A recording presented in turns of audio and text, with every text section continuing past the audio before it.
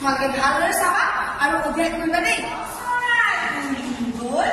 পালে নদী পাৰ ঘৰৰ মুধত পৰি থাকিল গোটেই শুকুৰবাৰ নাৰপাত্ৰ পাভ মাছ আৰু এটা কাছ 12 টকাত কিনি আনি কিয় বাৰু নাচ একেবাৰে পাৰ চৰাই উৰি গ'ল পালে নদী পাৰ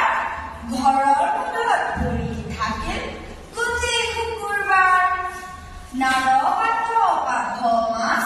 আৰু এটা কাছ 12 টকাত কিনি আনি কিয় বাৰু